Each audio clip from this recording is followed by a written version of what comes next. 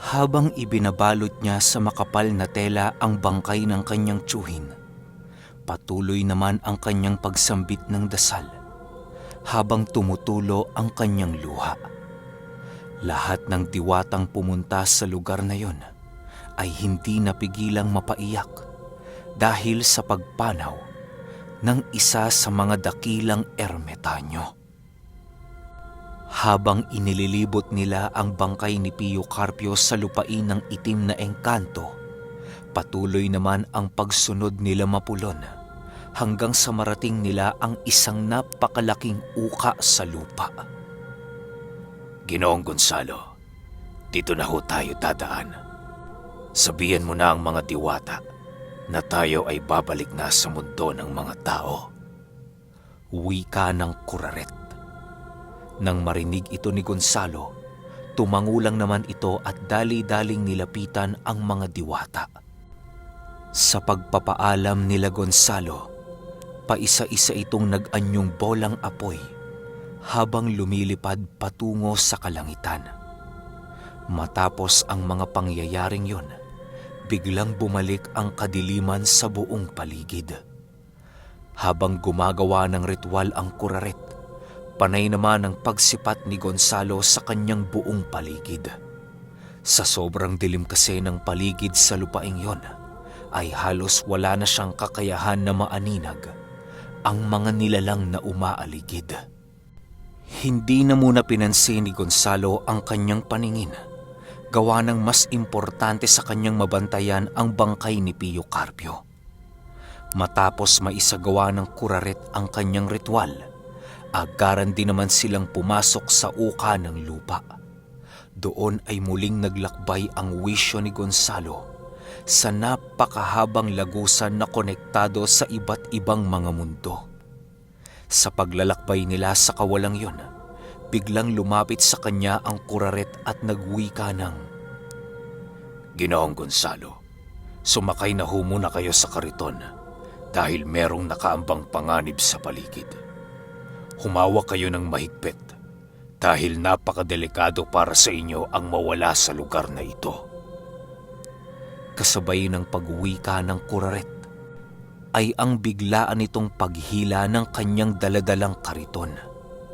Wala namang nagawa noon si Gonzalo kung hindi ang higpitan ang pagkahawak sa bawat kanto nito. Habang pinapakiramdaman niya ang buong paligid, pansin niyang mas lalong bumibilis ng bumibilis ang pagtakbo ng kuraret. Ilang minuto pa lang ang lumipas, tuluyan na nga nilang narating ang mundo ng mga tao. Pagbaba ni Gonzalo ng kariton, nasipat niyang hingal ng hingal ang kanyang kaibigan na parabang milya-milya ang tinakbo nito. Ayos ka lang ba, kaibigan? Tanong ni Gonzalo. Oo, Ginoo. Ayos lang ako. Buti nakaabot tayo. Sagot naman ito. Dahil sa sinabi nito, ay biglang napaisip si Gonzalo. Dala ng kanyang kuryosidad, pinili niyang magtanong ng magtanong sa kanyang kasama. Nang hindi na makayanan ng kuraret ang kanyang pamimilit, ay pinili na lamang nitong magkwento tungkol sa kaganapan noong nasa loob sila ng lagusan. Ayon sa kuraret, na kaya napakabilis ng takbo niya noon dahil sa hinahabol niya ang oras upang marating ang kabilang ibayo ng lagusan. Maaari kasing magpalaboy-laboy sila sa kawalang yon kung naabutan sila ng alon sa dimensyong yon na sumisira ng takbo ng oras. Kapag hindi sila pinalad na makatakas sa lugar, maaari silang tangayin ng alon patungo sa iba't ibang dimensyon na kapag nangyari yon, napaka-imposible na sa kanilang muling makabalik sa orihinal na mundo. Dagdag pa ng kuraret na ang along sumisira sa kanilang dinaraanan doon ay isang patunay lamang na hindi pinahihintulutan ng mga nilalang sa mundo ng mga engkanto ang ganoong uri ng paglalakbay patungo sa kanilang lugar. Matapos makapagkwento ng kuraret, agad din naman itong ipinagpatuloy ang kanilang paglalakbay. Habang binabagtas nila ang daan, walang kaide-ideya si Gonzalo kung saang lupalop sila dinala ng lagusan. Unang beses pa lang niya kasing napadapo sa lugar na yon, kung kaya't samot-saring katanungan ang pumasok sa kanyang isipan. Sa pagkakatanda ni Gonzalo, nasa bandang alauna na ng madaling araw noong makabalik sila sa mundo ng mga tao. Habang patuloy silang naglalakad ng kanyang kaibigan, pansin niyang parang napakalayo nila sa komunidad ng mga ordinaryong tao. Sa pag-ikot ng kanyang paningin sa lugar, doon niya napansing parang nasa looban sila ng isang kagubatan. Habang patuloy na hinihila ng kuraret ang kanyang karitong sinasakyan, ay panay naman ang pagtatanong ni Gonzalo kung saang lupalop na sila nadapo. Malapit na ho tayo sa Ulutanga, Ginoong Gonzalo. Baka bukas ng tanghali, makabalik na tayo. Sagot ng kuraret. Matapos nitong makapagwika, mabilis din naman itong hinila ang kanyang kariton na sinasakyan nila Gonzalo. Habang mabilis ang hinihila ng kuraret ang karitong yon, panay naman ang pagsilay ni Gonzalo sa bangkay ni Pio Carpio. Tio Carpio, masaya ka ba sa lugar na kinalalagyan mo ngayon? Naririnig mo kaya ang aking mga sinasabi sa iyo ngayon? Tio Carpio, sana ho kung makakasama ko kayo ng ama ko, naway magabayan niyo ng maayos ang aking pamilya. Wala na ho kung ano pang hihilingin sa inyo kung hindi ang kaligtasan ng mag-ina ko. Wika ni Gonzalo sa bangkay ni Pio Carpio. Habang patuloy itong nakikipag-usap kay Pio Carpio, bigla itong napatigil nang muli siyang makarinig ng boses sa kanyang isipan. Alam niyang si Pio Carpio ang nagsasalita, kung kaya't ninais niyang makinig ng maigi. Iho, huwag mo kong alalahanin. Masaya na ako sa lugar na kinalalagyan ko ngayon dahil ako na ay malayo sa sakit, problema at gutom. Iho, huwag mong kalilimutan ang mga bilin ko sa iyo. Lahat ng yan ay iyong isapuso. Dahil balang araw muli tayong magkakasama dito sa lugar ng ating ama. Wika ni Pio Carpio sa isipan ni Gonzalo. Nang marinig ito ni Gonzalo, halos matigilan siya noon sa kanyang kinalalagyan sa loob ng ilang minuto. Kahit anong pakikipag-usap ang gawin ng kuraret sa kanya, ay para bang hindi niya nagagawa itong marinig. Dahil sa kakaibang asal noon na ipinakita ni Gonzalo, kung kaya't napilitan ang kanyang kaibigan na manahimik na lamang. Sa pagputok ng bukang liwayway, ay halos walang tigil sa kakahila ng kariton ang kanyang kaibigan. Hindi naman kasi ito gaanong nakakaramdam ng labis na pagod, kung kaya't hindi ito iniisip ni Gonzalo. Sa pagpasok nila sa lupain ng Ulutanga, tuluyan na ngang napanatag ang isipan ni Gonzalo. Habang binabagtas nila ang daan, panay na ang kanyang ginagawang pagtawag sa kanyang mga kaangkan. Nais niyang magbigay dito ng mga sulat upang maibigay sa mga albularyong naging kasama nila sa lahat ng kanilang misyon. Paglapit nila Gonzalo sa bundok, agaran din naman niyang nasipat sila sulay na lumilipad sa kalangitan. Pagdapo nito sa kariton ng kuraret, agaran din naman itong nagbigay ng galang sa kanilang pinuno. Umagang-umaga na ho ang pagtawag ninyo, Ginoong Gonzalo. Ano ho ang iuutos ninyo? Magandang umaga ho, Ginoong Gonzalo. Masaya ho kaming nakauwi kayo ng ligtas sa ating lugar.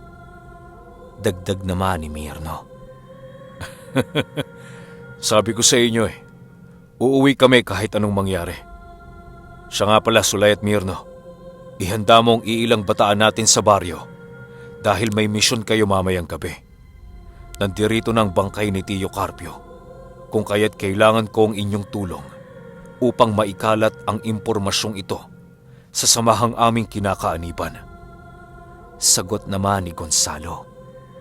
Nang marinig ito nila Sulay, agaran din naman itong nagpalit ng anyo upang makausap ng maayos si Gonzalo. Habang nagsasalita noon si Gonzalo, panay naman ang pagdamdam ng dalawa sa kakaibang karamdamang kanilang nararanasan. Si Mirno noon, panay ang paghawak sa kanyang dibdib na parabang nawawalan ito ng hangin sa kanyang katawan. Bakit, Mirno? Anong problema? Tanong dito ni Gonzalo. Wala naman ho, Ginoong Gonzalo. Para po kasing nahihirapan akong huminga kapag kausap ko kayo eh. Paiyak ng wika ni Mirno. Kasabay ng pagsagot ni Mirno ng mga katagang yon, ay ang agar naman niyang pagbaba ng kariton upang makalanghap ng sariwang hangin. Dahil sa mga pangyayaring yon, doon napansin ni Gonzalo ang kakaibang pagbabagong nagaganap sa kanyang katawan. Walang sabi-sabi, agad niyang kinuha ang bertud na nasa kanyang tiyan upang ito ay tingnan. Pagsipat niya sa napakaitim na bertud na minana niya sa kanyang ama, laking gulat na lamang niya nang makita niyang nagliliwanag na ito ng kulay asul imbis na kulay itim. Maging si Sulay noon ay nagulat nang masipat niya ang bertud na hawak-hawak ni Gonzalo. Kasabay ng pagsilay dito ni Sulay ay ang agaran niyang pagbaba ng kariton dahil sa gulat. Ginoong Gonzalo, ano hong nangyari sa bertud ninyo? Gulat na tanong ni Sulay. Kasabay ng pagwika noon ni Sulay ay ang agara namang pagsilay ni Gonzalo sa kanyang bertud na hawak-hawak. Maging siya noon ay hindi makapaniwala sa kanyang mga nakita na parabang wala din siyang kaide-ideya sa mga nangyayari. Ilang minuto pa ang lumipas, biglang sumagot ang kuraret ng, Yan ang kapangyarihang ibinigay sa iyo ng Bathala. Hindi ka na ngayon gabunan. Bagkus ay isa ka ng nilalang na merong mabuting kalooban.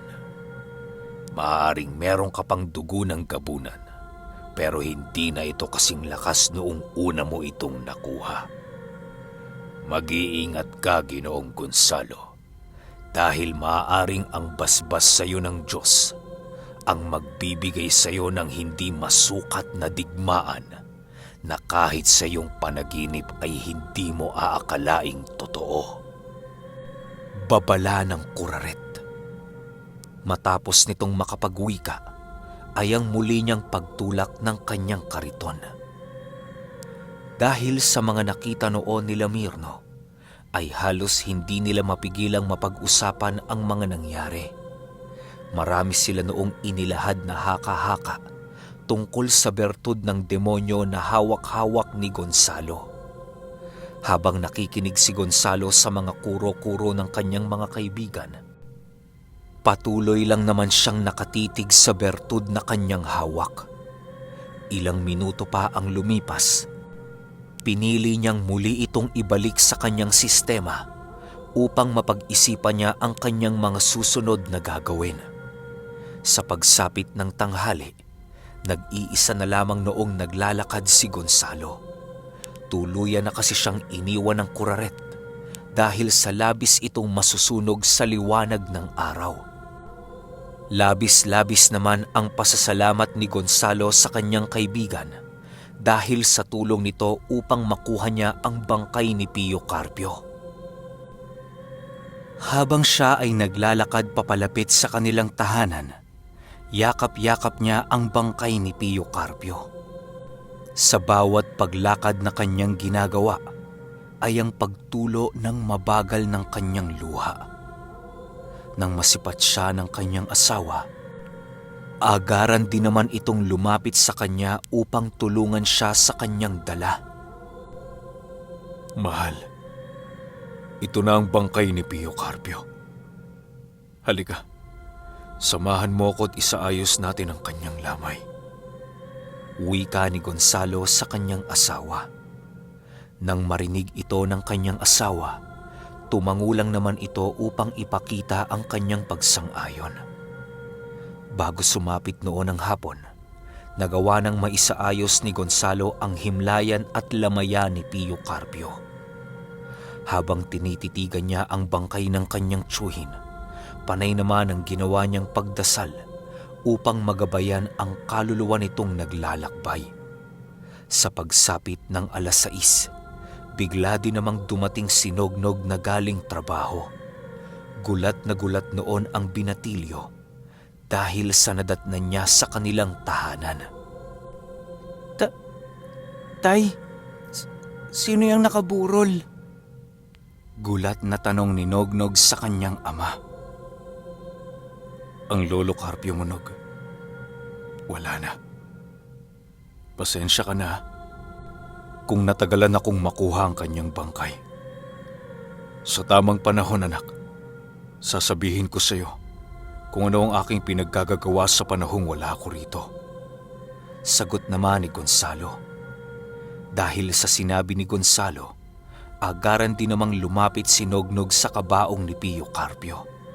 Pagsilay niya sa napakalumanay na pagmumuka nito, ay hindi niya napigilang mapaiyak ng husto.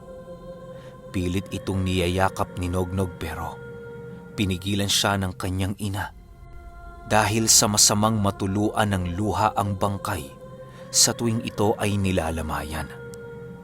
Nang kumalma na ang anak ni Gonzalo, pinili nilang magdasal ng sabay-sabay para sa katahimikan ng kaluluwa ni Pio Carpio.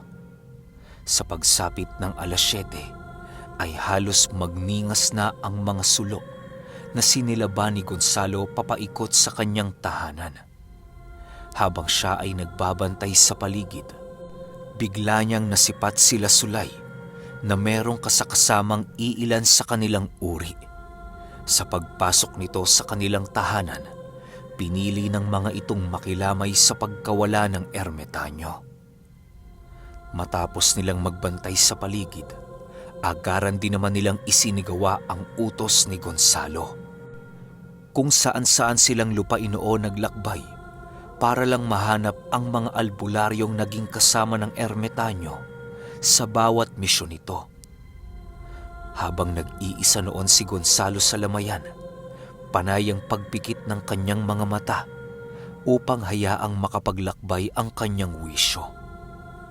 Habang patuloy niyang hinahanap ang kaluluwa ni Pio Carpio, panay ang pagrinig niya ng isang kantang napakaganda sa kanyang pandinig.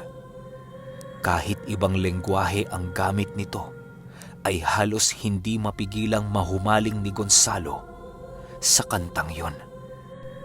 Animoy ang kanyang kantang naririnig noon ay napupuno ng kabanalan at pagpupugay sa amang may likha ng lahat.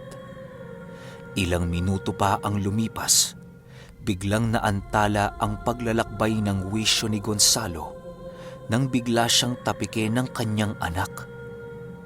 Tay, kape ho muna kayo. Kanina pa kayo dyan eh. Wika ni Nognog. Salamat anak ha. Ano, matutulog na ba kayo ng nanay mo? Tanong ni Gonzalo. Anong matutulog, Tay? Magdamagan ng pagbabantay natin kay Lolo Carpio. Alam mo naman ngayon, Tay, maraming naglipa ng masasamang nilalang sa paligid. Baka kung ano pa ang gawin nila sa bangkay ni Lolo Carpio eh. Sagot naman ni Nognog. Nang marinig ito ni Gonzalo, tumawa lang naman ito sa sinabi ng kanyang anak. Matapos nilang makapag-usap, panay naman ang ginagawa nilang pagkakape upang hindi sila mapuyat. Bago pa man sumapit ang 10:00, laking gulat na lamang ni Gonzalo nang makaramdam siya ng labis na puyat sa kanyang katawan. Halos hirap na hirap siya noong gumalaw sa kadahilanang nais na ng kanyang katawan noon ang magpahinga. Habang pinipilit ni Gonzalo ang pagbabantay sa bangkay ng kanyang tiyuhin, laking pasasalamat naman niya nang biglang dumating si Kaloy. Meron itong daladalang pagkain nang masipat niya itong papalapit sa kanilang kinaroroonan. Kuya! Sigaw ni Kaloy habang tumatakbo papalapit sa kanya.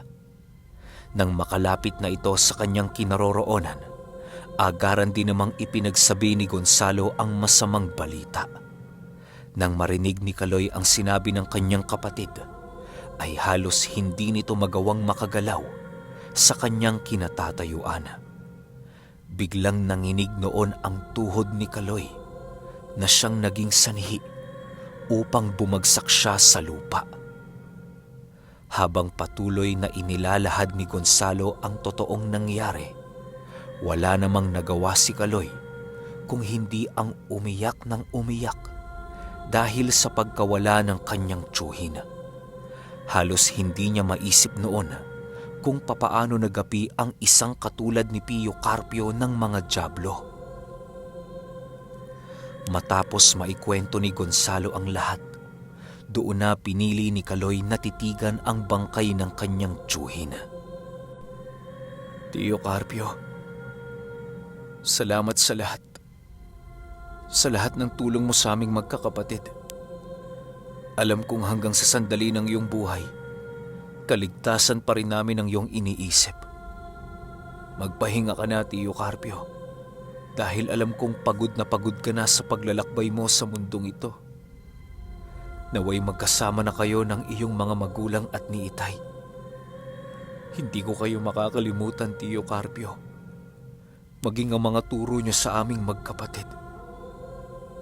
Salamat sa lahat.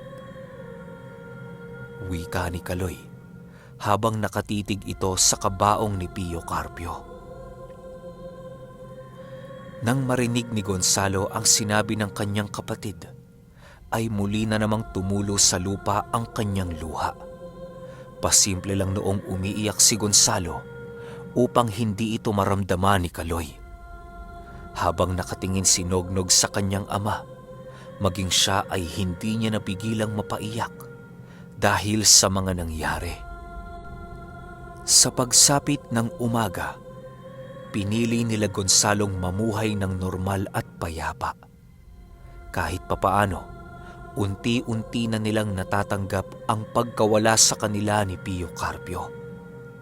Inaasahan din noon ni Gonzalo na sa mismong araw na yon at sa mga susunod pang araw ay darating ang pangkat ni Samuel at ang iba pang albularyo na nasa ibang ibayo. Okay, nakakalungkot na episode pero tuloy natin hanggang 97. Salamat.